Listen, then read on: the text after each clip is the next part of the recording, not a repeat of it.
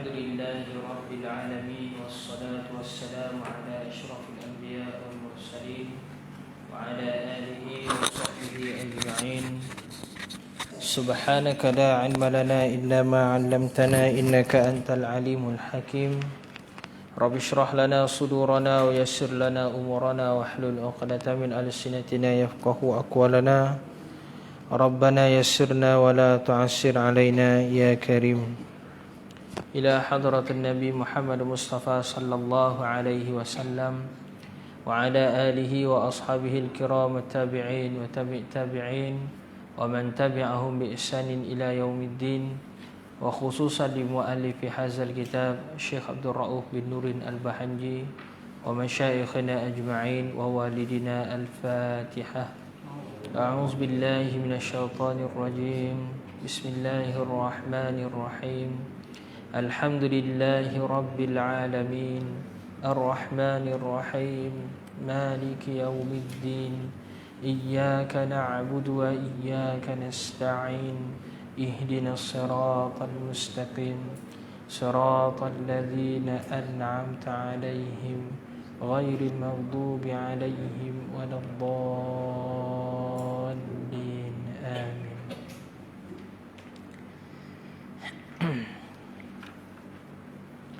Alhamdulillah, syukur pada Allah Subhanahu wa taala kerana pada malam ni dapat kita sambung lagi pengajian kitab kita, kitab Ringkasan Aqidah Ahlussunnah wal Jamaah, dan dapat kita teruskan lagi pengajian pondok kita. Alhamdulillah, syukur pada Allah Subhanahu wa taala kita dipertemukan lagi, diberikan kesihatan oleh Allah Subhanahu wa taala, diberikan kelapangan masa. Yang paling penting sekali kita kekal hidup dalam keadaan beragama Islam, dalam keadaan kita beriman kepada Allah dan kepada Nabi-Nya Nabi Muhammad sallallahu alaihi wasallam. InsyaAllah malam ni kita sambung pada muka surat 34, betul? Surat 34 pada perbahasan sifat ma'ani, betul? Kan? Kepada perbahasan sifat salbiah, sifat ma'ani tu. Betul kan? Baik. Kata pengarang rahimahullah, kata pengarang hafizahullah taala, seterusnya perbahasan yang ketiga, iaitu perbahasan sifat ma'ani. Kata pengarang, apa itu sifat ma'ani? Sifat ma'ani ni terjemahan mudah dia ialah sifat-sifat makna. Makna ni iaitu benda yang memang wujud, barang yang wujud. Begitu. Begini. Baik. Kita tengok apa makna dia? Wahia kullu sifatin qa'imatin bimahallin aujabat lahu hukman. Tiap-tiap sifat yang berdiri dengan zat yang mewajibkan hukum, Baik. Keterangan dia, kalimah ma'ani ni berasal daripada kata makna. Itu asal kata dia, kata dasar dia lah. Ma'ani ni dia punya jamak. Jamak ni makna plural dia. Singular dia makna. Baik. Erti pada sudut bahasa, makna ni apa makna-makna? Apakah makna pada makna? Apakah erti makna ni? Erti pada bahasa ialah erti atau tujuan daripada sesuatu alat. Contoh kita kata, kalau dalam bahasa Arab disebut begini, apakah erti ataupun apakah tujuan daripada mikrofon ni? Contoh saya tanya, apa tujuan daripada mikrofon ni? Nak membesarkan suara. Jadi makna ataupun ma'ani daripada segala sesuatu alat sebagainya itu dengan erti kata tujuan alat tu.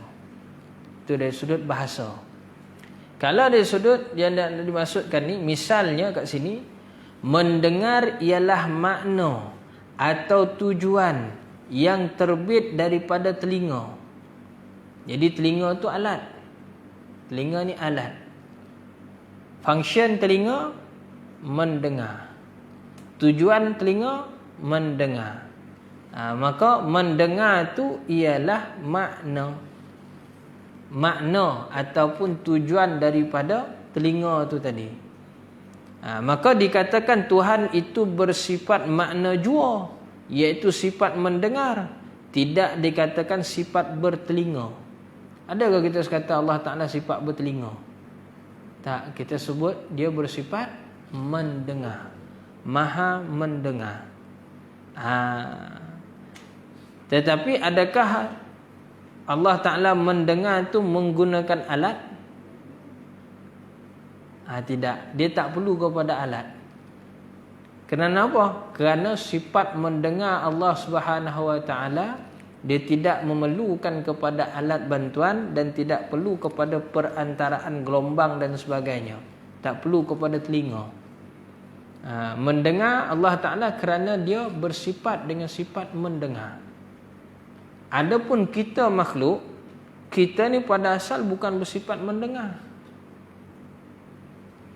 Betul ke tidak? Pendengaran kita ni dicipta berdasarkan asbab adanya alat, iaitu nama dia telinga. Maka sah jugalah makhluk tu kita sebut bersifat dengan sifat bertelinga. Boleh tak kita kata orang tu ada telinga? Bahasa mudah kita nak kata orang tu ada telinga, orang tu bertelinga. Yang bertelinga capang contoh. Kan? Yang bertelinga pipih, mana telinga dia tu?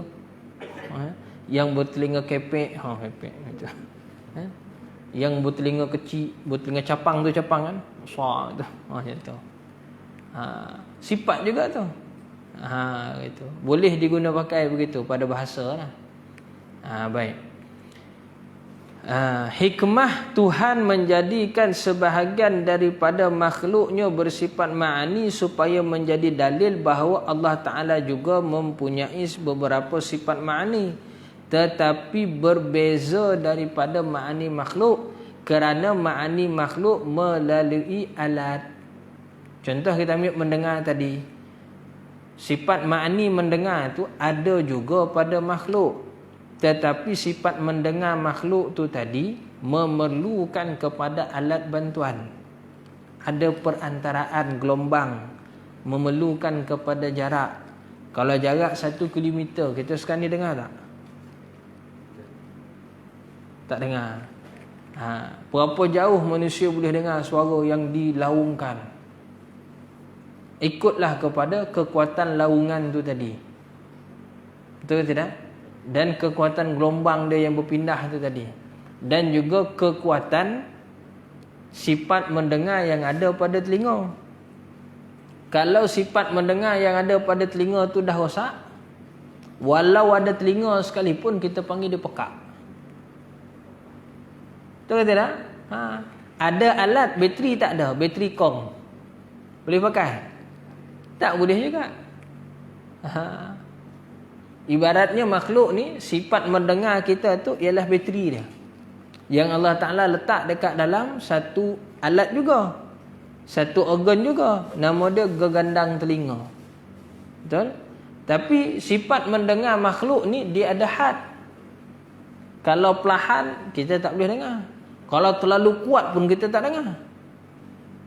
Contoh orang jerit dekat telinga kita kuat-kuat, apa berlaku? Boleh berlaku pekak, boleh berlaku bingar kan? Contoh letupan bom dan sebagainya, ataupun tekanan yang kuat, maka boleh berdarah telinga kita ni, pecah dalam tu, rosak. Betul ke tidak? Itu makna dia apa? Had kekuatan manusia tu ataupun makhluk tu, sifat dia tu ada had, boleh dijuzuk-juzuk, boleh dipecah-pecahkan. Berapa desibel kekuatan yang dia boleh dengar. Kalau tinggi lagi daripada tu boleh pecah, boleh berdarah, boleh rosak sebagainya. Kalau rendah tak terdengar pula. Contoh suara semut, kita dengar tak?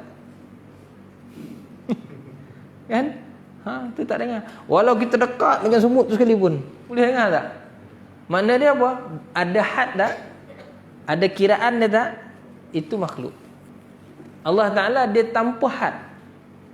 Bersifat mendengar juga Allah Ta'ala, tapi dia tidak ada had. Kenapa? Kerana dia bukan memerlukan kepada alat.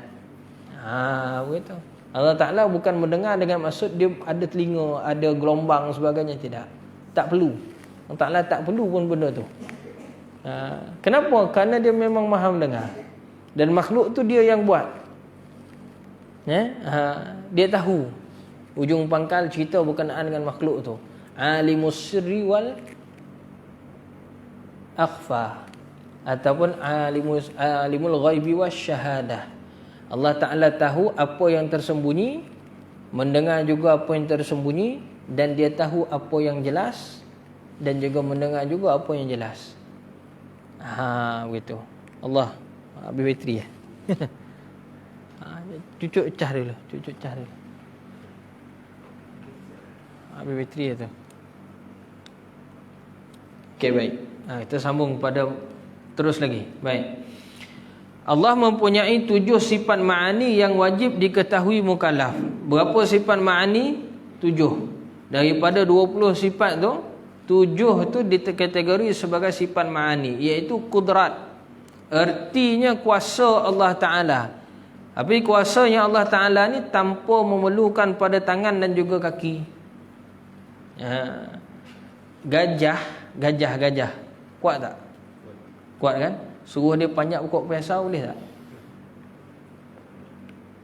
Suruh dia panjat pokok boleh? Kata kuat. Kuat tu makna kuasa lah kan? Kuat lah tu. Ada juga kekuatan, kekuasaan tu boleh kita sertikan lah. Tapi kuatnya gajah, boleh tak dia panjat pokok? Kata kuat. Maksud dia apa? Ada had, ada batas, ada kemampuan. Ada yang dia mampu, ada dia tak mampu. Baik. Kalau kita nak kata monyet, ambuknya orang sini kan,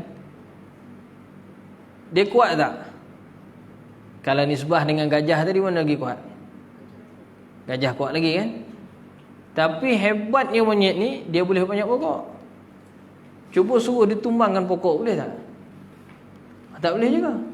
Jadi masing-masing ada had kekuatan masing-masing. Begitu juga makhluk yang namanya manusia.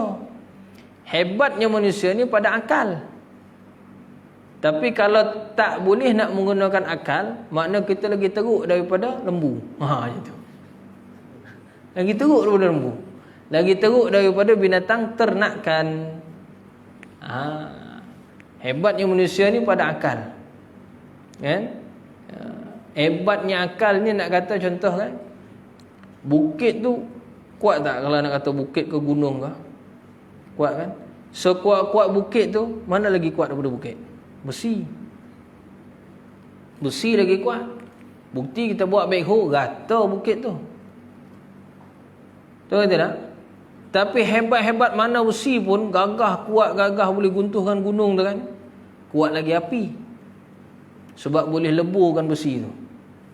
Betul tak? Kuat mana pun api tu, kalah dia dengan apa? Air. Ya? Air ni, kuat mana air sekalipun, boleh kalah dengan apa?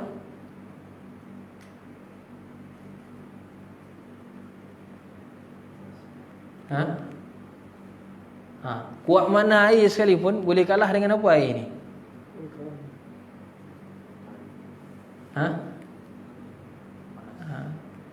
Kuat mana air sekalipun kan, dia boleh kalah dengan nafsu. Kuat mana pun air kalah dengan nafsu. Sebab kalau ada nafsu manusia tu, asalnya sungai tu luruh boleh jadi bengkok. Asalnya sungai tu bengkok boleh jadi luruh. Asalnya jadi air, ada berair tempat tu boleh jadi kering. Tu nafsu. Tapi kuat sangat nafsu sekalipun, dia boleh kalah dengan apa? Akal. Tapi kalau orang tu tak berakal, maksud dia apa? Kan? Baik. Nak kata kuat tu tadi, Allah Ta'ala dia kuat dia tanpa perlu kepada kudrat, tanpa perlu kepada alat tangan, kaki sebagainya, tak ada.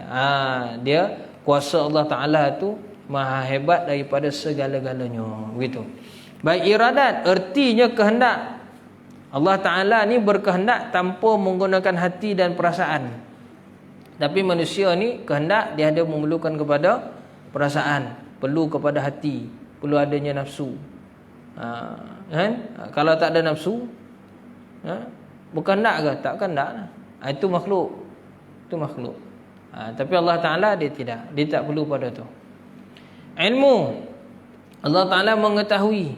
Tahunya Allah Ta'ala tentang suatu perkara tu tidak memerlukan kepada akal dan tidak memerlukan kepada otak. Tapi manusia ni perlu ke tidak? Perlu. Tapi kenapa ramai manusia yang ada otak tapi tak ada akal? Itu masalah. Kalau ada otak tanpa akal, itu sama yang disebut macam lembu tadi tu. Tapi berlaku tak? Berlaku. Bukan zaman kita, daripada dulu lagi berlaku. Iaitu apa? Telah dibentangkan hujah, bukti, petunjuk jelas. Nabi pun datang dah bagi tahu cerita. Tetap juga ada golongan yang kufur, yang ingkar. Kenapa jadi begitu? Salah satu puncanya kerana dia tidak mahu menggunakan akal yang Allah Ta'ala beri itu untuk dia berfikir tentang Allah Subhanahu Wa Ta'ala, tentang kekuasaan Allah Subhanahu Wa Ta'ala, tentang kehebatan Allah Ta'ala. Maka habis binasalah makhluk tu tadi. Jadi kufurlah dia. Itu. Baik. Dan Allah Ta'ala sifatkan orang yang engkar pada dia ni, ulaika kal an'am bal hum adall ulaika humul khasirun. Orang ni yang engkar, yang kufur ni, yang tak mau ikut apa yang Allah Ta'ala suruh, dia suka buat apa yang Allah Ta'ala larang, maka orang yang ni tadi dia dikira sebagai apa? Mereka ni seperti binatang ternakan, malah lebih teruk lagi daripada tu. Boleh kita kata dia macam lembu, malah teruk lagi daripada lembu. Lembu kan, seteruk-teruk lembu sekalipun, memang lembu tak pakai baju, memang lembu tak masuk tandas untuk buang air. Kan ada lembu masuk tandas buang air? Tak ada kan? Dia makan ada ke bersuap? Tak ada, dia ragut terus je kan. Memang dia tak ada basuh tangan, tak ada. Basuh mulut lepas makan tidak. Tapi sehebat-hebat, seburuk-buruk, minta maaf, seburuk lembu tu sekalipun, dia tak pernah kufur pada Allah Ta'ala. Tapi makhluk yang nama dia manusia, hebat, ada akal kan, tapi ramai yang kufur. Wal'iyazubillah. Jadi jangan kita tergolong dalam golongan tu. Ulaika humul khasirun. Mereka ni lah sebenar-benar golongan yang akan rugi. Rugi dunia, rugi juga akhirat. Rugi ni bukan makna dia tak ada duit ataupun duit habis, bukan. Tak semesti. Rugi yang sebenar-benar rugi apa dia? Hidup di atas muka bumi ni tak selamat, hidup di akhirat pun tak selamat. Kenapa? Kerana kekufuran. Itulah rugi. Rugi yang sebenar-benarnya kerana keingkaran. Baik. Seterusnya, hayat, hidup Allah Ta'ala. Allah Ta'ala maha hidup tanpa bernyawa, tanpa memerlukan pada nafas. Yang perlu pada nyawa, yang perlu pada nafas ni siapa? Makhluk. Makhluk. Baik. Sama' mendengar, basar melihat, kalam berkata-kata. Allah Ta'ala maha mendengar, maha melihat, maha berkata-kata. Mendengarnya Allah Ta'ala tu tanpa memerlukan telinga, kita sebut dah tadi. Melihatnya Allah Ta'ala tanpa memerlukan mata. Dan berkata-kata Allah Ta'ala tu tanpa memerlukan lidah, suara, tanpa perlu kepada huruf, tanpa memerlu kepada bunyi. Tu. Boleh nampak kan? Itu sifat ma'ani. Baik. Sebelah, maksud kenyataan tiap-tiap sifat yang berdiri dengan zat, itu ialah sifat yang tidak sekali-kali berpisah daripada zat. Sekira-kira kalau dibukakan penglihatan kita ni nanti di akhirat kelak, kita akan dapat melihat ke semua sifat-sifat ma'ani itu ada pada zat Allah Ta'ala. Cuma perlu diingat, ma'ani Allah Ta'ala adalah layak dengan kebesarannya, berbeza sama sekali dengan ma'ani makhluk. Ni kita dah sebut dah tadi. Sifat mendengar, melihat sebagainya yang kita sebut sifat ma'ani, qudrah, iradah, ilmu, hayat, sama', basar, kalam ni tadi memang betul ada pada zat Allah Ta'ala. Yang disebut dengan tiap-tiap sifat yang berdiri dengan zat ni kan, kullu sifatin qa'imatin bimahallin tu, dia Syekh nak syarahkan terjemahan yang atas tadi tu, iaitu sifat yang memang sekali-kali tidak berpisah dengan zat. Kalau dalam kitab-kitab ulama Fatani, kita tengok footnote bawah tu, diterjemahkan kenyataan ini dengan maksud adanya sifat pada zat, maka bermakna zatnya itu adalah mausuf, sesuatu yang disifatkan dengan sifat ma'ani. Dari itu jelaslah perbezaan sifat-sifat ma'ani dengan sifat yang lain. Baik, boleh faham tak situ tu? Boleh faham kan? Makna dia memang sifat ni memang ada pada zat, memang ada pada zat. Inilah maksud sebagaimana kalam ulama, wujudun fi zihni wa fil kharij. Sifat ma'ani ni dia punya konklusi dia apa? Ada pada kita punya fikiran dan ada juga pada luar fikiran. Memang ada. Cuma kita tak nampak je ni sekarang. Di akhirat nanti bila kita dapat lihat zat Allah Ta'ala, maka jelaslah pada ketika tu nampaknya sifat ma'ani ni. Itu perbahasan sifat ma'ani. Dan maksud kenyataan yang mewajibkan hukum, kan tadi ada terjemahan tadi kan, yang mewajibkan hukum, aujabat lahu hukman tu, yang mewajibkan hukum tu maksud dia apa? Bila mana kita menetapkan Allah Ta'ala itu mempunyai segala sifat ma'ani, maka tetaplah pula dia mempunyai sesuatu sifat yang lain, iaitu disebut sebagai sifat ma'nawiyah. Dengan lain perkataan, dikatakan adanya ma'ani mewajibkan adanya ma'nawiyah. Begini, kita nak faham begini. Ini yang guna turuk padai ni bagi mudah ni. Sifat ma'ani, contoh kita sebut kudrah. Guna terjemahan cara padai mudah, nak senang faham. Syekh Wan Ismail bin Wan Abdul Qadir Al-Fatani, bila kita sebut sifat kudrah, biasanya orang kita ataupun dalam kitab-kitab yang lain pun ada diterjemah Allah Ta'ala kudrah ni ertinya berkuasa. Betul ke tidak? Maka kudrah ni dia ni ma'ani, sifat maknawi bagi kudrah. Apa dia? Qadirun. Qadirun. Qadirun ni yang berkuasa, pun sifat juga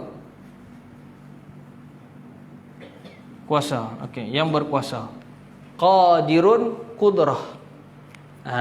Baik. Kalau kaedah padai dia terjemah gini, kudrah ni dia terjemah, sifat sama, cuma terjemahan dalam bahasa Melayu kita disebut dengan pekuasa. Kenapa dia guna pe? Jawapannya ialah begini. Berkuasa ni ataupun menguasai itu ialah fa'il. Makna dia empunya tu sendiri. Sifat dia ialah pekuasa. Contoh kalau kita buat perbandingan begini. Seorang budak, jisim dia budak, tapi dia ni pemain bola. Adakah pemain bola tu ialah jisim dia? Bukan. Pemain bola tu sifat dia. Jadi dia pemain. Siapa yang bermain bola? Ialah pemain bola. Kenapa kita kata dia tu pemain bola? Sebab dia bermain bola. Dia ada pada bahasa kat situ, dia main bahasa sikit.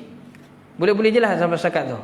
Ya, baik. Maka Allah Ta'ala itu kita kata dia yang berkuasa. Kenapa dia yang berkuasa? Kerana dia pekuasa. Jadi pe tu pada bahasa larah bahasa Melayu kita sebenarnya menunjukkan kepada sifat pekuasa, pekehendak. Kenapa pekehendak? Kerana dia yang berkehendak. Ilmun yang alimun yang mengetahui. Kenapa kita kata Allah Ta'ala yang mengetahui? Kerana dia ada petahu. Sifat petahu. Ini cara terjemahan saja. Taklah menafikan terjemahan yang ada sebelum-sebelum ni, iaitu yang menterjemahkan berkuasa, berkehendak, mengetahui. Tak salah pun. Cumanya ni kaedah dalam terjemahan mudah sikit kita nak faham. Berdasarkan begini, sifat ma'ani ni dia mewajibkan hukum. Maksud dia apa? Bila kita kata Allah Ta'ala tu kudrah, maka secara tak langsung dia ialah qadir. Bila kita kata dia berkuasa, bersifat dengan sifat berkuasa, maka di situ jelaslah pada kita dia tu yang berkuasa. Dia lahirkan begitu. Bila kita kata, kita sebut, kita faham, kita imani bahawa Allah Ta'ala itu yang Allah Ta'ala itu bersifat dengan berkehendak, maka dia tu yang berkehendak. Berkeadaanlah dia yang berkehendak. Begitu. Nampak tak? Ini perbahasan sahajalah. Perbahasan saja. Pada asasnya kita tidak nafikan bahawa memang Allah Ta'ala bersifat dengan sifat ni tadi. Itu secara konklusi dia. Boleh? Ini secara terjemahan sahaja. Kenapa adanya sifat 20 tu. Dinisbahkan sifat-sifat ma'ani ni sebagai bangsa ada, iaitu wujudi. Sebagaimana maksud kenyataan tiap-tiap sifat berdiri dengan zat sebagaimana tersebut dahulu.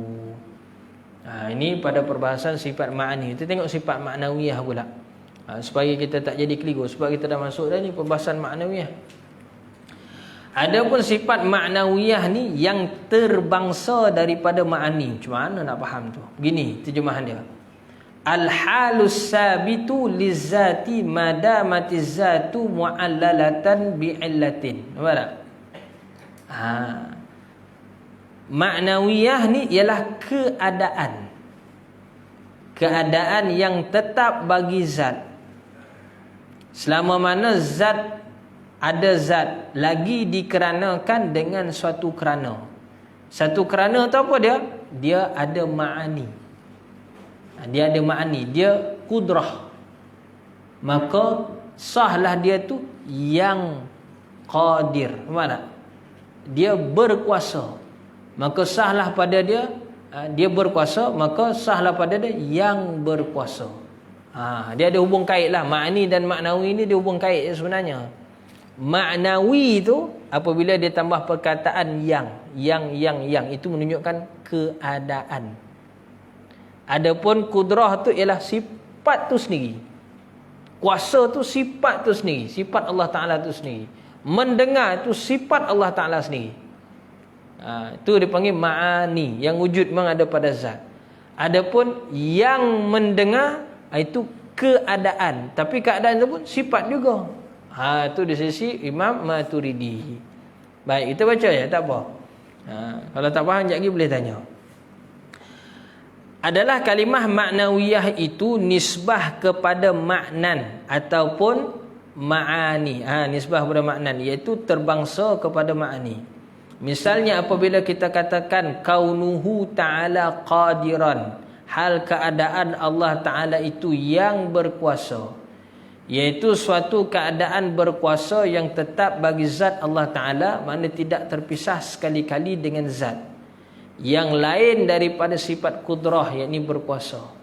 Dia adalah sifat yang beza, walaupun pada asasnya sama. Maka di sini kita memahami sifat ma'ani adalah bukan ma'nawiyah, sebabnya kudrah artinya berkuasa, sedangkan kaunuhu qadiran artinya berkeadaan berkuasa. Berkuasa adalah satu perkara lain, berkeadaan berkuasa suatu perkara yang lain pula. Boleh faham tak tu? Orang tu gagah, kuatlah kan, dengan yang gagah. Ada beza tak? Ada beza. Kenapa beza? Contoh begini, dia tu gagah sebab kita tengok adanya otot katangnya kan, otot sebagai-bagai kan, nampak besar gitu. Itu kita, gagah dia ni. Tapi rupanya angkat pensel pun tak boleh. Maksud dia tu dia gagah tak sebenarnya? Pada zahir gagah, tapi sebenarnya dia tidak bersifat pun dengan sifat yang gagah. Dia tak keadaan gagah pun dekat dia. Nak faham gitu, nampak kan? Walaupun nampak badan dia besar gitu, kuat dia ni. Tapi tak semesti dia tu yang kuat. Contoh kan? Contoh begitu. Kadang-kadang badan besar, nampak lipah, naik atas. meja. Contohlah ni, buat contoh. Adakah tu kita kata gagah? Itu bukan penakut ke tu? Kan? Jadi nak faham kat sini, ma'ani tu pada badan, pada jisim tu kita boleh nampak dah. Buat contoh lagi. Bila orang tu ada telinga, kita katalah dia mendengar. Tapi adakah memang betul dia mendengar? Tak semesti juga. Melainkan dia berkeadaan yang mendengar, baru dia betul mendengar. Kadang-kadang ada je telinga, kita cakap dengan dia, tapi dia buat tak tahu kan. Rupa dia pekak. Kan? Tak semestinya ada saja benda tu kita kata dia dengar. Dia mesti ada pula keadaan yang mendengar tu. Keadaan dia tu. Memang dia ada alat mendengar tu tadi. Tapi kalau dia tak mendengar, dia dengar tak? Dia tak dengar. Mungkin dia dengar, tapi faham tak? Tak faham. Bila kita cakap, dia dengar, tapi dia tak faham. Kita kata dia dengar ke kita kata dia pekak? Bolehlah kita kata dia dengar, tapi tidaklah mendengar dengan sesungguh-sungguh mendengar. Maksud dia bukan keadaan yang mendengar. Cuma dia sekadar dengar macam tu je, tapi dia tak faham pun. Maksud dia bukan betul-betul yang mendengar, bukan keadaan mendengar. Begitu. Boleh faham tak? Apa nak beza antara ma'ani dengan maknawi tu? Mudah gitulah ayat dah. Nak bezakan sangat pun gitulah. Macam mana kita nak cakap? Kan? Sebabnya maknawi ni dia ialah keadaan. Ma'ani itu tadi ialah sifat. Memang betul ada pada zat tu. Maknawi itu ialah keadaan. Kerana kan sifat ma'ani tadi, maka dia lahirlah maknawi. Begitu. Masya Allah, istilah-istilah dia kan. Itu sebut dah, yang ni ialah tahap fardu kifayah. Tawar lagi itu sebut dah kan. Dalam pembahagian dalam salbiyah tu lagi, dalam nafsiyah tu lagi kita dah sebut dah. Ini ialah kaedah dalam ilmu usuluddin, dalam ilmu tauhid ni yang tahap fardu kifayah. Siapa dapat kuasai, insya-Allah lebih lagi memahami lah. Begitu. Tapi walau keadaan bagaimana sekalipun kita ambil barakah, terbaca juga kitab ni. Terbaca juga kitab ni. Faham tak faham, Allah Ta'ala bagi. Cuma kita usahalah sama-sama. Saya usaha untuk cakap bagi senang faham. Tuan-tuan dan juga perempuan pun cuba jugalah berusaha bagi senang nak faham. Begitu. Boleh? Kalau tak kan kita soal jawab lah. Begitu. Baik. Ya. Beg tu warna hitam sebab ada hitam dekat zat dia. Dia hitam. Tu baik. Beg ni hitam. Betul ke tidak? Betul ke tidak? Kenapa kita kata dia hitam? Kerana dia yang berkeadaan hitam. Warna hitam tu ma'ani dia. Nampak tak? Keadaan hitam tu ialah maknawiyah dia. Dia faham tak? Nampak tak tu? Tu senang gitu. Ambil lagi buku. Buku ni kita kata dia ni bentuk apa ni? Segi empat, petak. Ada sebut petak, segi empat sama je. Tak apa. Kita katalah ambil istilah, satu istilah je. Kita buat petak, kita sebut petak. Baik, dia ni petak. Kan? Kenapa petak? Kerana dia yang berkeadaan petak. Maka petak tu ialah dia punya makni. Maknawi dia ialah keadaan dia tu. Keadaan dia petak. Sebab tu kita kata dia petak. Petak tu memang ada pada dia. Nampak tak? Begitu. Lebih kurang macam itulah Ustaz. Baik. Yang kita boleh sebut juga tu orang Israel adalah Yahudi. So itulah maknawiyah. Orang Israel ialah Yahudi. Tak semesti juga kan? Secara umum dah begitu. Secara konteks dia begitulah. Israel tu dan maknawi dia Yahudi. Boleh. Kalau pada faham tuan begitu. Baik. Maka di sini kita memahami sifat makni bukanlah makna. Okey, itu kita dah sebut dah kan? Baik. Misal yang lain untuk memudahkan faham. Seorang yang berharta adalah berlainan daripada seorang yang berkeadaan berharta. Orang yang ada harta dengan berkeadaan ada harta. Beza tak? Kerana yang mempunyai banyak harta boleh jadi dia tidak pandai menguruskan hartanya. maka kita kata dia tu ialah orang yang berharta tapi tidak berkeadaan berharta. Dia tu kaya tapi bukan berkeadaan kaya. Sebab orang yang berkeadaan kaya, dia pandai urus harta. Tu keadaan kaya. Mungkin duit dia gaji 3,000 tapi dia pandai urus. Kita nampak, nampak kaya dia ni. Sebab dia pandai urus. Beza dengan orang yang ada duit 3 juta tapi tak pandai urus, kita kata dia miskin. Betul tidak? Dia tak pandai urus. Duit je, harap duit je banyak tapi tak reti nak urus. Adakah kita boleh kata dia kaya? Kaya lah, kaya sebab banyak duit tu. Tapi sebenarnya adakah dia berkeadaan kaya? Tak. Itu mudah lagi nak faham itu. Syekh bagi contoh sini kan. Baik. Seperti anak yatim dari ibu bapa yang kaya. Seperti anak yatim dari ibu bapa yang kaya. Ni Syekh buat contoh lagi. Anak yatim dari ibu bapa yang kaya. Ibu bapa tu kaya. Tapi anak yatim tu adakah kaya? Mak bapak dia kaya. Adakah bila mak bapak kaya, anak pun kaya? Ibu bapa tadi memang dia kaya sebab dia ada duit. Tapi anak ni tadi kita sebut yang berkeadaan kaya. Tapi duit tu bukan dia punya. Nampaklah loaded dia kan? Begitu. Tapi bukan dia punya. Boleh nampak kan? Apa lagi? Contoh sebaliknya, sifat keadaan berharta membawa orang yang berharta itu bertambah kaya dan elok pengurusannya. Maka berlainan dengan sifat ma'ani dan maknawiyah Allah Ta'ala. Hendaklah difahami sebaik-baiknya. Bukan kita kata sifat ma'ani itu macam itulah sifat ma'ani Allah. Bukan begitu. Ini kita buat contoh ni sekadar untuk nak memudahkan faham. Itu sahaja. Tapi hakikat ma'ani dan maknawiyah Allah Ta'ala tu kita belum tengok lagi pun. Sebabnya hanya boleh tengok nanti bila?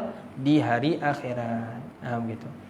Maksud dikeranakan dengan suatu kerana ialah adanya sifat maknawiyah disebabkan adanya sifat ma'ani. Seperti kaunuhu qadiran, dikeranakan adanya kudrat. Kaunuhu muridan, dikeranakan adanya iradat. Tetapi perlu diingat, maksud kerana atau sebab di sini bukan makna ilat bagi maklul. Sudah. Okay. Ni istilah pula dah. Bukan jangan dengan atas jalan sebab musabab. Tu ilat maklul tu maksud dia sebab musabab. Punca dan hasil. Bukan daripada situ. Dia bukan kaedah gitu. Sekira-kira memberi kesan yang putus pada kewujudan ma'ani bagi maknawiyah, dengan kata lain, sehingga jikalau sekiranya tiada sifat ma'ani pasti tiada sifat maknawiyah, maka itu adalah salah. Bukan macam tu. Dia bukannya kerana ada kerana Allah Ta'ala ni dengan sebab ada ma'ani maka adalah maknawiyah. Kalau tak ada ma'ani maka tak ada maknawiyah. Macam tu kan maksud dia? Bukan. Dia hubung kait dua benda, tapi bukannya dengan kerana ma'ani tu sebab, maknawiyah tu jadi musabab. Bukan begitu. Yang jadi sebab musabab tu hanyalah pada makhluk. Dengan sebab adanya sifat mendengar pada telinga kita, maka kita ni dikatakan yang mendengar. Sebab apa? Itu sebab musabab. Ada punca. Tapi Allah Ta'ala bukan perlu begitu. Sifat ma'ani tu memang ada pada dia. Sifat manawiyah tu memang ada pada dia. Cuma pada perbahasan kita di sini, kita katakan bahawa adanya maknawiyah itu disebabkan adanya ma'ani. Itu pada kita punya istilah, pada syarahan saja. Pada orang kata apa? Pada sudut dipanggil apa? Timbang tara ataupun susunan cara ilmu, cara perbahasan. Cara menulis je. Tapi sebenarnya hakikat sebenarnya memanglah sifat ma'ani dan ma'nawiyah itu ada pada Allah Subhanahu wa taala. Maksud kerana di sini hanyalah di atas jalan berlaziman, lanjutan sahaja. Lazimlah dengan adanya ma'nawiyah, adanya ma'ani. Padahal kedua-dua jenis sifat ini adalah tetap pada hak Allah Ta'ala. Mana tak berubah-ubah pun. Bukan kerana kan ada ni maka ada tu. Tidak, dua-dua tu memang ada. Cuma dia lazim melazimi. Begitu. Hikmah dikaitkan sifat ma'ani kepada ma'nawiyah itu adalah untuk menguatkan dalil akli bagi segala sifat ma'nawiyah, kerana segala dalil sifat ma'nawiyah adalah juga dalil sifat ma'ani. Kedua-duanya dalil yang sama. Maka apa yang ada dekat dalam sifat ma'nawiyah ni? Kaunuhu qadiran, iaitu keadaannya yang berkuasa. Allah Ta'ala tu berkuasa, maka sahlah dia tu berkeadaan berkuasa, yang berkuasa. Allah Ta'ala itu iradah, bersifat berkehendak, maka sahlah dia tu berkeadaan yang mengkehendaki. Allah Ta'ala itu kaunuhu aliman, berkeadaannya yang mengetahui. Kenapa? Kerana dia ada sifat ilmun, iaitu mengetahui. Allah Ta'ala itu hayyun, hidup. Dengan sebab itulah dia tu kita sebut berkeadaan yang hidup. Begitulah seterusnya sampailah kaunuhu mutakalliman. Wallahu ta'ala alam.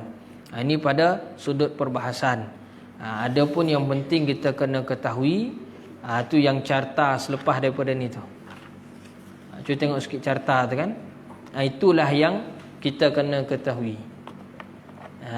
Sifat yang wajib bagi Allah Ta'ala, sifat yang mustahil, apa dalil akli dia, apa dalil nakli dia. Ini yang wajib. Ini yang fardu ain. Setiap daripada kita kena tahu. Sampailah 20 daripada muka surat 38 tu sampai muka surat 42 ke 41, 42 kata silap. Sampai muka surat 42 tu. Inilah khulasah daripada apa yang kita bahaskan sebelum ni. Allah Ta'ala itu sifatnya wujud, itu wajib, sifat wajib bagi Allah Ta'ala. Mustahil Allah Ta'ala itu bersifatnya sifat adam, yakni tiada. Apa dalil dia? Dalil akli dia baharu sekalian alam. Dalil Allah Ta'ala itu wujud, adanya alam ini. Kenapa? Kalaulah Allah Ta'ala itu tak wujud, makna kalau Allah Ta'ala bersifat yang sifat mustahil tu, maka alam ni pun tak ada. Sebab dia tak wujud. Kalau dah pencipta tak wujud, macam mana ciptaan boleh wujud? Kan? Kalau dah pemandu tak ada, macam mana kereta boleh gerak? Sudah bagi senang faham lah itu. Pemandu tak ada duduk mandu situ, tapi kereta tu boleh gerak. Dia kata kawal daripada jauh. Kawal daripada jauh tu pun pemandu juga tu. Cuma dia tak duduk kat dalam tu. Dia kawal dari jauh. Pemandu juga. Kontrol dari jauh. Tetap ada dia punya pemandu. Dia ada dia punya sebab dia gitu. Takkan tiba-tiba adanya ni. Kita tengok depan ni kan. Ni. Rehal depan ni. Tanpa ada tukang yang buat. Kalau tiba-tiba je plastik tu pling jadi macam ni. Ada tak? Sama mikrofon. Tak kisahlah apa pun makhluk ni.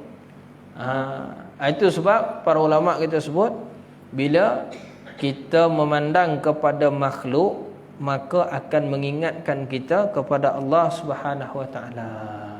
Itu dia punya konklusi dia begitu. Nampak pada makhluk, maka kita akan nampak kepada Allah Taala.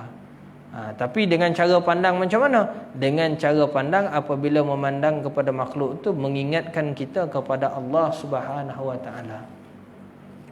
Begitu.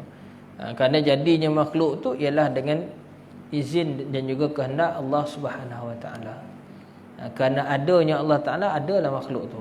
Dalil naqli dia pula, Allahul ladzi khalaqas samawati wal ard. Dialah yakni Allah Ta'ala yang menciptakan 7 petala langit, 7 petala bumi. Kalau Allah Ta'ala tu tak ada, macam mana 7 petala langit, 7 petala bumi ni boleh jadi? Wallahu Ta'ala alam. Apa yang lain tu nanti kita tengok akan datang, insyaAllah. Ada apa soalan?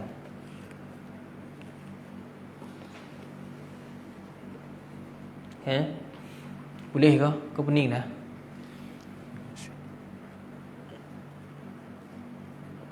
Masih di sini lagi? Masih lagi Masih lagi. Alhamdulillah. Kalau haus boleh minum air dulu. Kalau nak buang air boleh pergi buang air. Kok kurang air boleh tambah. Kok terlebih boleh pergi buang. Itulah sifat makhluk. Tak ada lain tak bukan, kita ni hanyalah pembawa Pembawa apa? Salah satu sifat manusia ni, pembawa tong tai. Betul tak? Baik, kita masuk pula pada bab kitab kita kedua. Kitab Safinatun Najah. Kita tengok bab fiqh. Ni kendur sikit lah. Tadi tu pembahasan dia serius sangat kan? Ni kendur sikit insya-Allah. Pada mushaf mana? 15. Nombor 4. Hari tu sampai nombor 4 kan? Nanti sambung nombor 5 sampai 10 insya-Allah. Baik. Itu berkenaan dengan syarat sah wudu. Kata pengarang rahimahullahu taala, Syekh Salim Hadrami kata dekat dalam kitabnya ni Matan Safinatun Najah, sampailah kepada katanya wa alla yakuna 'alal 'udwi ma yughayyirul ma'a. Dan salah satu daripada syarat sah wudu itu juga yang nombor 5 tu, jangan ada atas anggotanya, mana anggota wudu tu, perkara yang boleh mengubah air.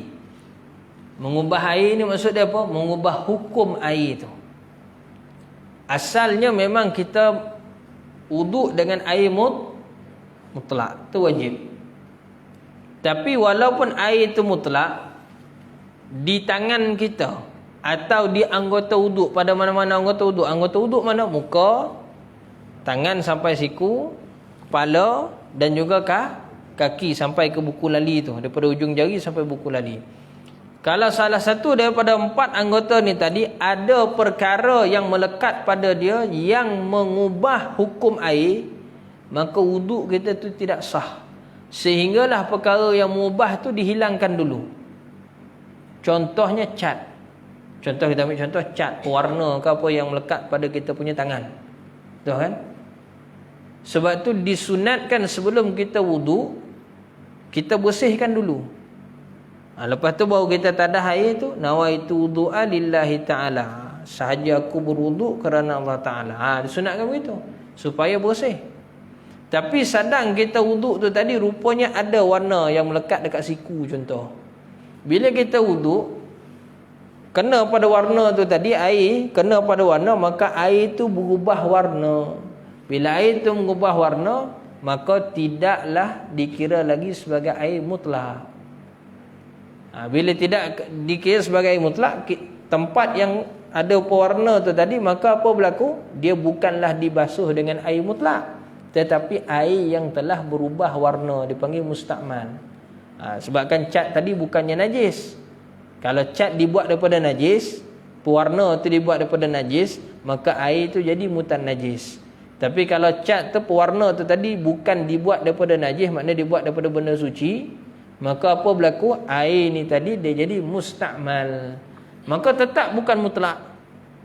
Bila tetap bukan mutlak, yang kita basuh tadi bukan menggunakan air mutlak sebenarnya, tapi air yang telah bercampur. Maka adakah wuduk tu sah? Tidak sah.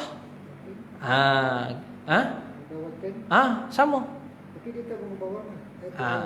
Kalau kita dah buang pen tu kan, dawat tu kan, contoh dawat kena, kita dah cuci dulu, tapi tinggal kesannya. Bila kena air pun dia tak ubah, tu tak apa, itu dimaafkan. Ini kalau kata dawat tu basah lagi, musim tu kita basuh tangan. Itu yang jadi berubah warna air tu tadi, berubah kerana kan adanya suatu benda contoh. Ataupun mungkin benda yang melekat pada tangan ataupun anggota badan kita tu tadi ialah najis. Ialah najis contoh dekat tapak kaki kita rupanya ada najis. Sedangkan tapak kaki ni anggota wudu. Bila sampai basuh tapak kaki itu rupanya kena, air itu tadi kena dengan najis tu. Maka apa berlaku? Hendaklah kita buang dulu najis tu, makna basuh buang najis tu dulu, barulah kita basuh yang basuh wuduk tu. Begitu. Dia faham Bukan kena ulang daripada awal. Contoh sedang kita wuduk, kita dah basuh semua siap, semua dah selesai dah, tinggal kaki je lagi. Rupanya tapak kaki kita tu ada najis. Ni kita dah wuduk, yang atas kita semua dah basuh okey dah. Dah sempurna, dah bagus dah, tak ada apa-apa. Tapi sampai dekat kaki, rupa bawah tapak kaki kita tu tadi ada najis. Bila kita basuh pat kaki, baru perasan. berubahnya air. Sebab apa? Ada najis bawah tapak kaki. Maka pada ketika tu wajib dibuang dulu najis tu, bersihkan dulu najis tu, baru sambung balik sunat wuduk. Manalah tadi? Kaki. Maka baru basuh kaki. Buang dulu. Bersihkan dulu, baru basuh kaki tu. Begitu. Baru yang basuh yang wuduk tu. Begitu. Tak perlu ulang berawal. Di situ saja. Begitu juga kalau kata tangan ke, belah kepala ke, belah muka ke. Boleh? Sila lagi. Tatu, baik. Tatu dia ditanam di dalam kulit. Dia bukan luar. Kalau luar tu tak panggil tatu, tu dipanggil stiker. Kalau luar kulit dia melekat, itu panggil stiker. Stiker kena buang. Tatu ditanam dalam. Adakah wuduk wajib kita basuh dalam kulit? Tak, luar saja kan. Maka biarkanlah tatu tu. Kalau dapat dibuang, buang. Tapi buang tu pun ada dia punya pembedahan kecil dia. Ada sebahagian tu dia tembak pakai laser. Kan? Dibuang. Walaupun tembak buang tatu sekalipun, parut tetap ada. Sebab apa? Dia duduk dalam. Dia duduk dalam. Sebab tu jangan buat lah. Kalau dah ada buat, kalau dapat ada kewangan dan sebagainya, boleh pergi buat rawatan, buanglah. Tapi kalau kata tak ada, tak diberatkan pun untuk buang, biar aja. Biar. Mudah-mudahan tatu tu jadi pengingat. Dulu aku jahil, sampai tahap macam ni aku punya jahil. Begitu. Jadi mengingatlah kepada kita. Begitu. Baik. Seterusnya kita tengok lagi. Wal ilmu bi fardiyatihi, dan orang tu mesti tahu mana satu daripada wuduk tu yang fardu, makna yang wajib, yang rukun, mana satu yang sunat. Tak boleh. Nombor 7. Wa an la ya'taqida fardan min furudihi sunnatan, dan tidak boleh orang tu mengiktikad, makna dia meyakini salah satu daripada fardu wuduk, yakni rukun wuduk, dia kata tu sunat. Tak boleh. Contoh rukun wuduk ni berapa? 6. Niat, basuh muka, basuh tangan sampai siku, nombor 3. Nombor 4, sapu kepala. Nombor 5, basuh kaki sampai buku lali. Nombor 6, tertib, ikut urutan. 6, betul? Baik. Dia kata, basuh muka tu tak wajib tu. Apa berlaku pada wuduk dia? Batal. Macam tu. Boleh faham kan? Tapi kalau dia kata benda sunat itu wajib, masih sah. Contoh, menyapu telinga. Apa hukum menyapu telinga? Sunat. Tapi dia kata tu wajib. Wuduk dia masih sah. Cuma dia kena pergi belajar lagi. Dia wajib kena pergi belajar. Begitu. Tapi kalau dia kata yang wajib tu sunat, itu batal. Tapi kalau dia kata yang sunat tu wajib, masih sah. Masih sah lagi. Itu perbahasan para ulama kita lah. Baik. Kemudian wal ma'ut tuhur ataupun tuhur. Mestilah menggunakan air yang bersih. Bersih sini maksud dia mutlak. Berwuduk mesti menggunakan air yang mutlak. Tak boleh menggunakan air yang mustakmal atau yang mutan najis. Tak boleh. Air yang mutan najis, ulama sebut dia ma'un tahir. Dia tu suci. Tapi dia tidak menyucikan.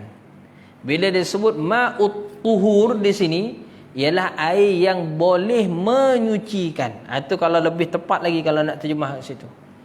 Air yang bersih itu lebih tepat lagi kita terjemah bersih itu dengan mana apa? Yang menyucikan. Itu maksud mutlak. Bila kita kata dia tu boleh menyucikan yang lain, erti kata kita pun faham kat situ, dia tu mesti berkeadaan suci. Ma'ani dia, maka ada maknawi. Faham tak? Faham itu? Alhamdulillah. Okey, boleh faham kan? Begitu. Boleh. Kait yang tadi lah. Tapi tak semestinya bila dia tu suci boleh menyucikan yang lain. Contoh ada air kopi. Air kopi tu suci tak? Kalau tak suci kita tak boleh minum. Suci, halal. Tapi boleh tak kita pakai air kopi itu untuk buat wuduk? Tak boleh. Itu ertinya dia suci tapi dia tidak menyucikan. Istilah bahasa Arab dia panggil apa? Dia tu tahir ghairu mathur. Dia suci tapi tak boleh menyucikan. Tapi bila dia sebut ma'ut tuhur kat sini, ini istilah bahasa Arab atas tu kan, dengan maksud apa? Dia tu boleh menyucikan. Bila kita kata dia boleh menyucikan, dengan secara tak langsung dia tu pun memang suci. Suci lagi menyucikan. Itulah mutlak. Bahasa lain kita bahasa mutlak. Mutlak tu pun cakap Arab juga. Cakap Melayu kita ialah air kosong. Kosong, mutlak, tak ada apa-apa. Tu maksud mutlak tu, kosong, tak ada apa-apa. Air tu memang tak ada campur apa-apa. Itu panggil mutlak. Kosong. Jadi air kosong mutlak. Senang nak faham hukum. Kau susah. Air kosong ni, air ni kan. Air apa je? Mutlak kan? Bismillah. Mutlak lagi tak? Kenapa mutlak? Sebab bukan digunakan dengan niat bersuci, tapi hanya minum. Maka air ni mutlak lagi. Nampak kan? Boleh faham rasa? Ini pun kita dah pernah bahas pun sebelum ni sunanya. Kelas yang sebelum ni. Baik, kemudian wadukhulul waqti.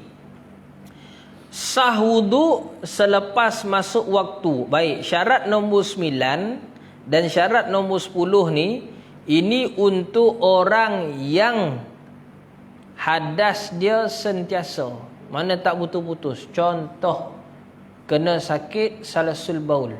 Salasul baul tu apa? Kencing tak lawas, tak pandai berhenti. Dia kena sakit tu kan? Dia duduk pun keluar, dia berdiri keluar, dia berjalan keluar, tak pandai berhenti. Ataupun kalau yang perempuan, dia istihadah, darahnya ni lebih daripada 15 hari, tak pandai berhenti.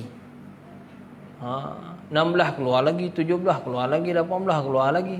Tu makna dia tak berhenti. Patut dia limit sampai 15. Sekarang ni keluar terlebih. Bila terlebih tu istihadah. Tapi bila dia ni istihadah, dia tak boleh nak ambil wuduk cara macam orang normal biasa. Memang anggota wuduk tu sama, tapi dia tak boleh, wuduk maghrib tadi pakai untuk isyak, tak boleh. Dia wuduk dia tu mesti setiap masuk waktu solat. Masuk waktu solat dia kena renew. Masuk waktu solat dia kena renew. Macam tayamum juga. Tayamum pun sama. Tayamum untuk satu waktu solat. Tapi kalau tom yam tak kisah waktu solat mana pun. Tak waktu solat pun boleh makan, tak ada masalah. Itu tom yam. Pilih tom yam campur, tom yam seafood, tom yam ayam, tom yam udang, pilih ya. Okay? Macam nak tom yam pula ustaz ni kan, tak apalah. Baik, itu masuk waktu. Mesti masuk waktu. Yakin masuk waktu baru dia boleh wuduk. Ini untuk orang yang daimul hadas. Tapi macam kita ni, dah masuk subuh belum sekarang ni? Dah masuk belum? Belum lagi kan? Contoh wuduk kita malam ni, kita tahan sampai subuh besok, boleh tak? Boleh. Boleh pakai tak subuh besok? Boleh, sebab kita bukan orang yang istihadah, bukan orang yang kencing tak lawas ni tadi. Boleh faham kan? Bukannya orang yang cerit-berit. Kalau cerit-berit, tu sentiasa berhadas tu, dia tak pandai berhenti. Tidur, tengok jenis tidur. Tidur yang macam mana batalkan wuduk je? Kita dah belajar dah sebelum ni kan, dekat kelas kita kan. Jauh dah kita belajar tu. Sini belum masuk lagi lah. Tapi kelas yang mingguan tu ada dah. Kalau batalkan wuduk pun dia salah satu hilang akal, kecuali tidur yang tetap punggung. Betul? Malam ni dia wuduk, dia tikah duduk kat masjid, duduk je, tidur pun tidur duduk. Wuduk dia sah lagi tak? Sah. Sampai dah subuh besok. Kalau orang tu wuduk daripada sebelum subuh, dia tahan sampai isyak, boleh tak? Boleh ke tidak? Boleh. Boleh pakai tak wuduk yang sekali sebelum subuh tadi? Boleh. Syarat dia daripada subuh sampai isyak tu, tak adalah benda-benda membatalkan wuduk. Maka sahlah wuduk dia tu. Boleh guna pakai. Tak ada buang air, tak ada buang angin, tak ada itu, tak ada ini, tak ada sentuh, tak ada, semua tak ada. Dia tahan betul. Boleh? Boleh. Boleh pakai? Boleh. Tapi untuk orang yang sentiasa berhadas ni, tak boleh. Habis waktu solat tu, maka wuduk yang tadi tu batal. Dia kena renew balik. Dan dia nak renew tu, pasti kena masuk waktu yang baru tu dulu. Contoh, masuk waktu zuhur 12.30. Dia pun siap-siap 12.20 dia ambil wuduk siap dah. Contoh orang istihadah ni lah. 12-20. Tak apa, kamu boleh pakai, dia kata tu. Jawapannya tak boleh. Wuduk dia yang 12-20 tadi tu sah. Tapi bila masuk saja azan, wuduk tadi batal. 12.30 je masuk azan kan, masuk waktu kan, wuduk tadi batal. Dia kena renew balik. Sebab tu syarat masuk waktu tu. Kemudian wal muwalat lidaimil hadas, sama. Berturut-turut bagi orang yang satu hadas. Berturut-turut maksud dia apa? Lepas berwuduk tu tadi, dia terus pergi solat. Dia tak boleh tangguh lagi. Lepas wuduk, masak tom yam dulu contoh kan. Tom yam lagi. Contohlah kan. Lepas wuduk tu pergi buat masak dulu ke, pergi buat kopi dulu ke, buat minum, ngeteh dulu, mengopi sebagainya kan. Kena pula teh tarik Sultan Hanifah ke contoh kan. Lepas wuduk tadi, ngeteh lah dulu, borak lah dulu contoh, tak boleh. Dia lepas daripada tu pergi solat. Hanya yang boleh dia senggang masa tu untuk nak tutup aurat tutup aurat kan. Maksud takkanlah lepas keluar daripada bilik air berkembang tu pergi solat. Kembang-kembang tu solat, bukan maksud macam tu. Maksudnya ialah bolehlah senggang sikit kalau untuk nak tutup aurat tu saja, nak ngadap kiblat dan sebagainya tu. Sebab tu kalau untuk orang yang daimul hadas ni, dia kena siap terus buat. Dia tak boleh tangguh-tangguh lagi.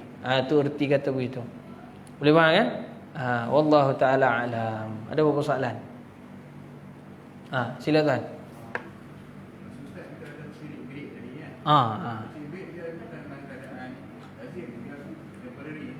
Okey, ciri bibit masuk kami tu kami tak boleh cakap tadi.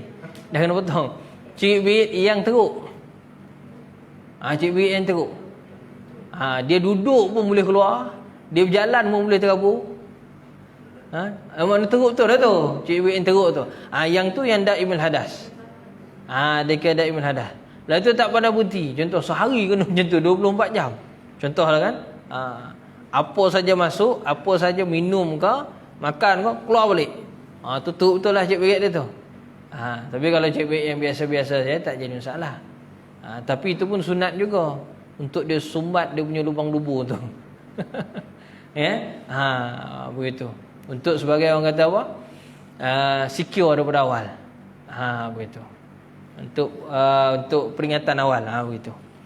Boleh? Nampak kan? Allah Taala alam. Ya.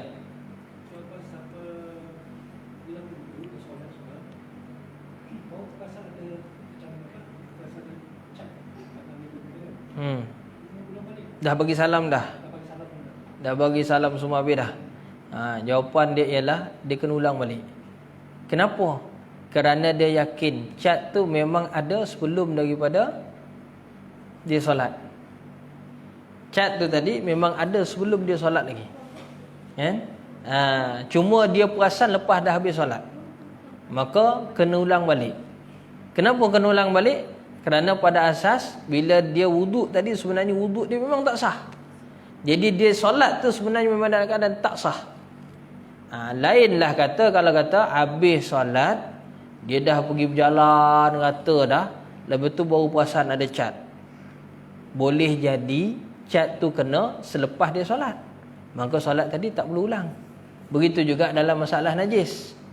Assalamualaikum warahmatullahi. Assalamualaikum warahmatullahi. Dia pun zikir-zikir, dia pun duduk bersela. Duduk bersela baru perasan tapak kaki tu ada tak cat. Contoh kan? Maksud dia baru je habis solat. Dia perasan ada tahi. Maka dengan pastilah tahi tu tadi dah melekat dekat kaki dia, mungkin tengah dia solat, mungkin sebelum solat lagi. Jadi di situ solat dia kena ulang balik. Lain kalau kata dia habis solat, dia dah berjalan keluar dah sampai kereta, tengok tapak kaki ada tahi. Boleh jadi dah habis solat tengah berjalan tadi terkena. Jadi yang tu tak perlu ulang balik. Boleh nampak biasa kan? Kalau imam tu saja yang ulang, makmum tak perlu. Imam saja yang kena ulang, makmum tak perlu. Tapi kalau tengah-tengah solat makmum perasan benda tu, maka makmum tak boleh ikut imam tu. Anda faham tak? Kalau makmum tu ikut juga imam yang batal tu tadi, maka makmum tu pun batal. Contoh tengah solat jatuh tahi dekat belakang. Imam perasan tak? belakang. Mana dia nak nampak kan? Rasa cair pun tidak. Contoh dia buka jubah tebal ni tu kan, jubah imam tu kan, mana perasan? Tapi yang perasan siapa? Makmum. Makmum perasan. Jadi makmum bila nampak, dia tak boleh ikut dah imam tu. Dia tak boleh ikut imam tu dah. Kalau diikut juga, maka batal. Tapi kalau katalah benda tu perasan lepas dah habis bagi salam, rupanya dekat tapak kaki imam ada najis, baru je habis solat, maka makmum sah. Imam tu saja yang kena ulang balik. Boleh nampak kan? Nampak di situ kan? Beza dengan yang tengah-tengah solat tadi jatuh. Kalau solat Jumaat macam mana tu? Dia Ulang zuhur. Ulang zuhur. Kalau solat Jumaat ulang zuhur. Begitu. Allah Ta'ala alam. Nampak kan? Tapi kalau tengah-tengah solat, ni satu masalah tadi kita dah timbul kan? Tengah-tengah solat jatuh najis yang mana imam tak perasan, makmum nak buat macam mana? Tegur macam mana? Kalau tegur subhanallah 100 kali kita tegur pun imam tak tahu dia salah. Jawapan dia ialah kudeta. Itu jawapan terbaik. Terbaik dia ialah imam kudeta, buat rampasan kuasa. Bukan semua makmum ya. Makmum yang betul-betul belakang imam tu. Siapa duduk belakang imam? Dia pergi ke depan, dia singgung sikit imam. Itu. Jangan tolak lah. Singgung sikit. Tapi biasa kalau orang yang faham hukum, imam ni tengah syok baca sekali pun tiba-tiba ada makmum sebelah dia, dia kena faham. Dia kena trigger. Ada something wrong tu. Jadi dia kena berhenti. Dia kena bagi makmum tu jadi imam. Dia kena passing, pass baton lah. Tapi yang jadi masalahnya, dia singgung balik. Buat body contact pula dah. Ini jadi bergaduh. Kalau kita fahamlah imam tu, kalau kita singgung dia, kita kudeta dia kudeta balik, maksud dia jangan tegur. Mufarakah tu terbaik. Boleh faham kan? Kan jadi bergaduh, bertumbuk pula ke depan tu kan. Sudah. Itu dah macam tu batal habis dah. Sebab tu buat hukum tu kena pada ain tu memang kena belajar. Solat jemaah buat benda tu memang kena belajar. Sekira berlaku. Bila berlaku, itu kita tahu cara macam mana nak selesai. Sebab imam mana nampak najis kat belakang dia, mana dia nampak kan? Tegurlah subhanallah macam mana sekalipun, memang imam tak tahu. Silat-silat imam pusing, bodoh lah. Masalah. Ya. Ya.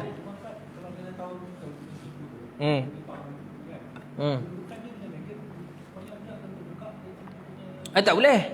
Tak boleh.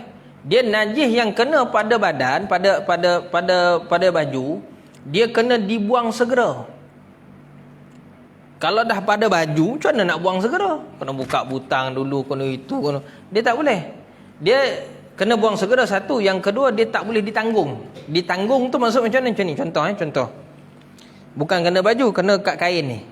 Jatuh kat kain. Okey, imam perasan dah kena kat sini. Macam mana cara dia nak buang kain ni? Dia tak boleh angkat. Angkat dia kira menanggung najis. Menanggung najis batal.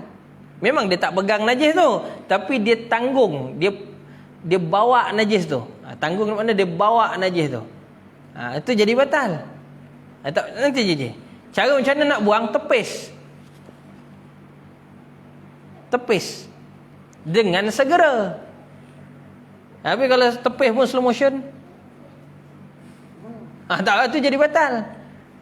Boleh faham tak tu? Itu sekiranya boleh ditepis. Kau kena pada kopiah kau, buang. Contoh kena kopiah, kalau depan perasan lah, kalau belakang tak perasan kan. Jadi macam mana nak buat? Makmum di belakang tu kalau nak ikut juga, makmum tu tepis kepala dia. Gitu. Tepis, bukan kepala dia, kopiah tu lah, buang ke depan. Begitu. Dengan segera. Jangan tangguh. Ini tangguh slow-slow lah. Sebab takut dengan imamnya pasal. Batal. Makmum tu batal, bukan imam tu batal. Makmum tu batal sebab dia tanggung najis. Tanggung najis batal. Memang tak pegang najis, tapi dia tanggung, dia bawa najis tu. Itu jadi batal. Boleh nampak kan? Itu. Tak lah, dia kena keluar. Dia kena keluar, dia kena pergi basuh. Dia batal, solat dia dah batal.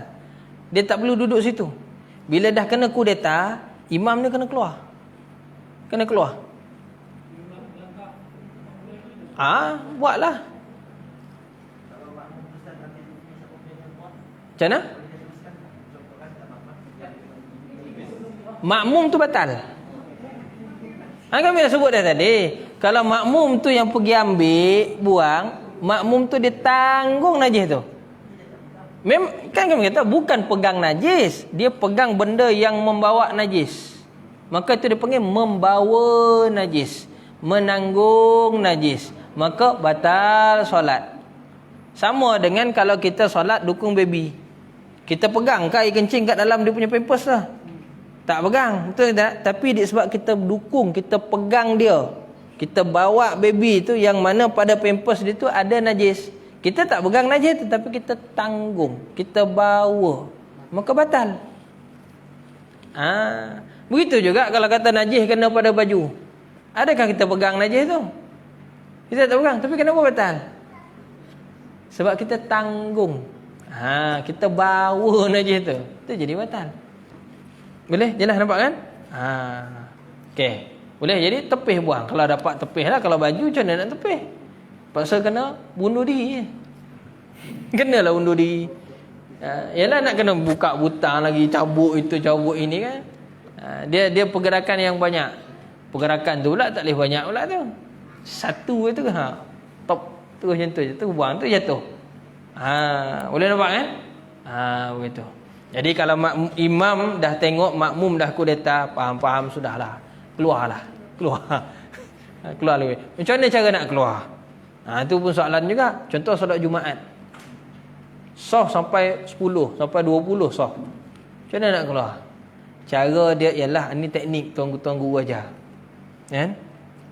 Picit hidung sikit. Macam mana nak buat ni? Sebab mic dia tak boleh pegang apa?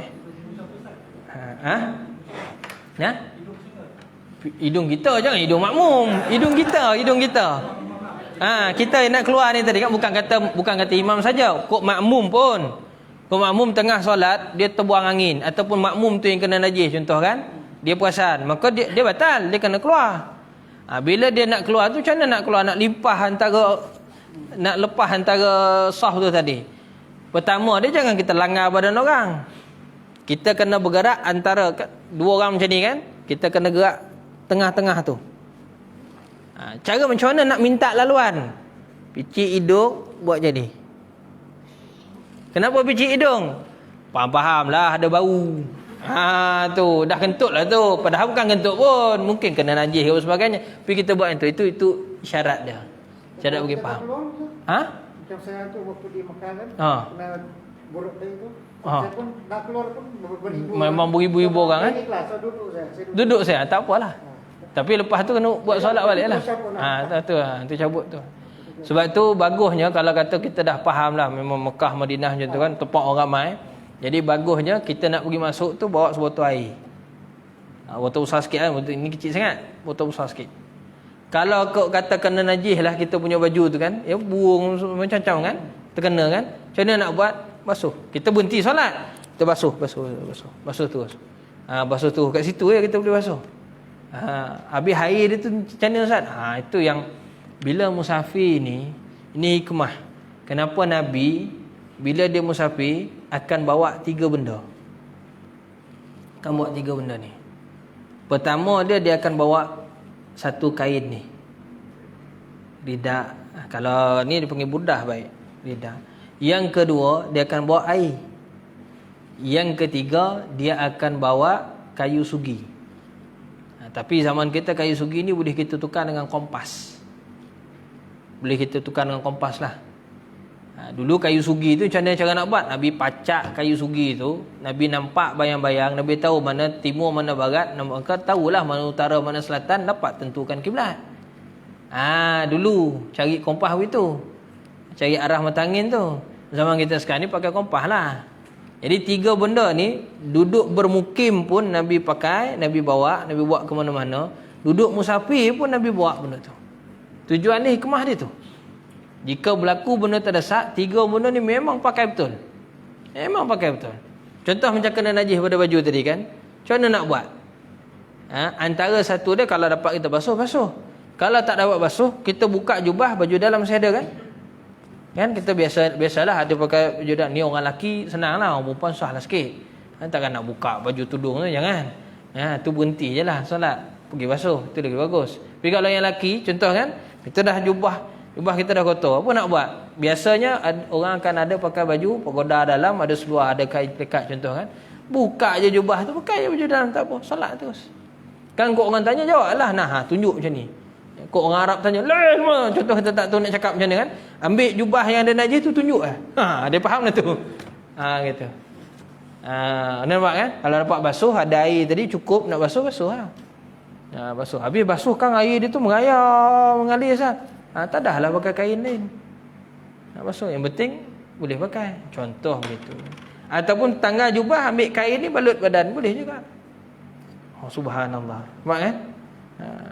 Kok kain kita tu koyak contoh kan, kain ke seluar ke jubah kita tu koyak sampai terbuka aurat, sedangkan kita nak solat, dan kita buat kain ni tadi, pun nak buat balut lah, ikat badan kita tu, nak buat samping ke, buat dah bentuk macam kain pelikat ke, solat mudah sangat. Itu 3 benda tu jangan kita tinggal lah kalau kita musafir ke, kita bermukim sekalipun. Silakan.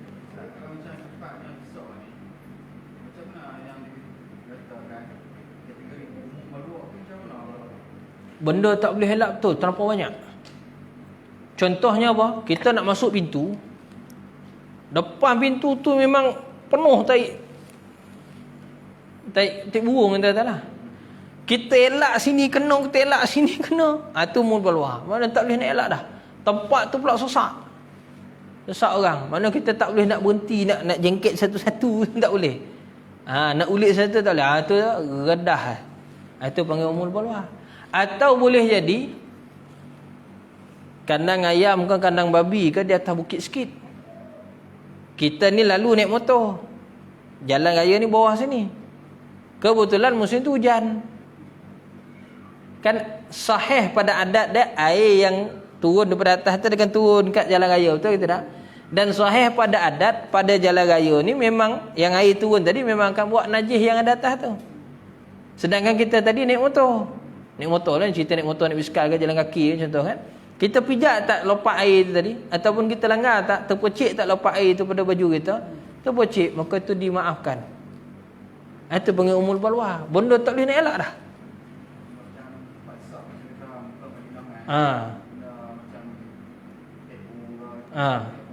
Ya. Cuma yang sebut tadi memang tak boleh nak elak. Macam yang tadi itu, sepatutnya mungkin kita boleh elak lagi. Macam yang tuan buat tadi kan, macam tuan kita depan ni kan, dia terkena burung masa tu, kena tangan. Memang jelas betul lah kena tangan. Betul berhentilah. Betul. Tak apa lah. Tak apa. Berhenti solat tu lebih bagus. Duduk dulu tak apa. Habis orang bagi salam, sekejap lagi keluar basuh-basuh solat balik. Itu tak apa. Itu lebih selamat. Lebih selamat. Memang ada lah kaedah umum balwa tu. Sekejap lagi kan kalau kita syarah panjang sangat, orang pun jadi pening. Orang pun jadi pening kat situ kan. Jadi tak inilah, kita tak bahas sangatlah buat umul balwa tu. Memang terdesak betul lah. Senang cerita dia, umul balwa ni ialah buat keadaan terdesak tu betul. Contoh dia pernah berlaku, ingat tak kes Cadbury, kes syarikat Cadbury dulu, coklat Cadbury tu.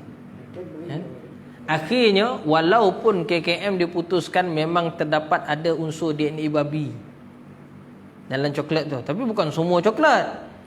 Dia row yang tu saja. Kan mungkin dalam kilang tu ada 5-6 row kan, ada tempat masak, ada kemudian row tempat proses, dia banyak row kan. Mungkin row yang satu ni je mungkin ada, tapi pada asas biasanya kilang coklat ni bila pergi buat cek oleh pihak JAKIM, bahagian penyidikan JAKIM kan, bahagian halal hab ni, pekerja dia disiplin betul. Rambut tak terbuka pun, semua pakai topi dia tu, pakai dia punya cap tu, baju dia pun semua sanitize betul. Tapi kenapa ada berlaku macam tu? Itu memang tak boleh halal lah. Itu disebut hukum dia umul balwa. Cadbury tu halal. Sebab pada segi adat dia, bila dia orang dah buat hygiene tu, memang takkan ada lah masuk. Cuma mungkin yang tukang proses tadi sebelum dia masuk tu, mungkin dia ada makan. Dia ada makan babi ke apa kan, mungkin kot terlekat. Bila dia basuh tu tak betul-betul habis basuh, mungkin ada sikit. Jadi dia pun pegang pada coklat tadi, mungkin pindah situ. Atau mungkin pada baju dia tu kot terlekat bulu babi, kita tak tahu. Kan? Bukan kutu babi, bulu babi. Kan? Kau tu tak boleh nak elak dah lah. Sebab dari segi adat dia memang dah hygiene semua tu memang habis dah, buang lah semua kotor-kotor. Tapi berlaku juga. Tapi kesian juga syarikat Cadbury gitu kan. Lama, walaupun kita tu lama dah, tapi jadi sejarah kat Malaysia kita. Jadi sejarah kat Malaysia kita. Sebab sekarang pun ada beberapa orang masih trauma lagi. Masih dia trauma lagi tu, masih boikot lagi. Dia kata Cadbury ni memang tak halal. Walaupun kawan tu tukar macam mana dah, macam-macam dia orang buat press statement. Sian dia. Ya. Tu ada unsur-unsur lain jugalah tu. Kita pun tak malah nak komen kat sini. Dari segi hukum, kita sebut segi hukum lah. Segi hukum. Segi adat dia, memang kalau nak kata adanya unsur babi tu masuk kat dalam coklat tu memang payah betul. Memang payah betul. Hygiene betul, bahan dia pun dicek, ada halal checker lagi macam-macam. Tapi kenapa terlepas kat situ? Ada itu umur balwa lah. Itu yang fatwa kebangsaan masa tu kan sebut umur balwa. Benda tak boleh nak elak. Itu kaedah buat umur balwa tu lah. Wallahu ta'ala a'lam. Ya? Cuma ada juga yang isu Cadbury itu yang sebut dia tu dalam keadaan istihalah. Istihalah tu kami tak setuju. Kenapa saya tak setuju istihalah? Istihalah ni begini. Asal benda tu haram dan dia berubah jadi halal dengan sendirinya. Ada tak tajuk kita sebelum ni? Asalnya benda tu najis, tapi dia berubah jadi suci dengan sendirinya. Itulah istihalah. Kita dah sampai dalam tajuk tu. Sedah tak silap. Bab air. Dah sampai kah? Bab air dulu. Air yang diproses. Belum lagi ya? Belum lagi. Belum lagi. Nanti kita sampai. Contoh dia apa? Contoh dia ialah arak, yang mana arak tu boleh berubah jadi cuka. Arak yang berubah jadi cuka dengan sendirinya. Bukannya kita campur catalyze, bukan kita campur bahan kimia ke apa dia berubah jadi cuka, tak. Arak tu diperam, kan asal daripada jus, diperam jadi memasam, dia jadi arak. Dia panggil apa? Fermentation kan, pemasaman tu. Petapaian dia panggil kalau dalam bahasa ni, bahasa Melayu. Penapaian, dia jadi tapai, dia jadi masam, tu dia jadi arak.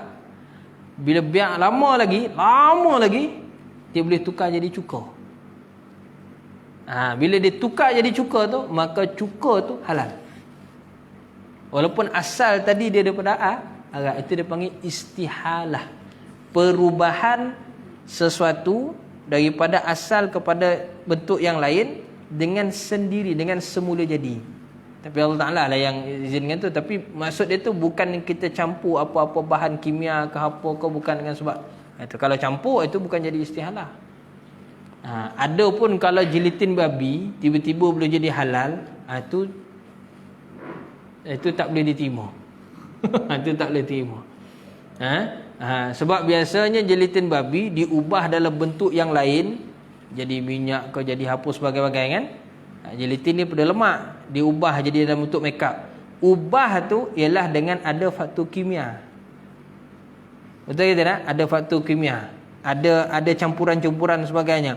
Itu bukan istihalah dia panggil. Yang tu kekal haram. Itu kekal haram. Istihalah ni dia sendiri, kita biar dia jadi sendiri. Dia Allah Ta'ala yang jadikan lah. Maknanya dia berubah tu tanpa perlu kita campur apa-apa. Itu panggil istihalah. Wallahu ta'ala a'lam.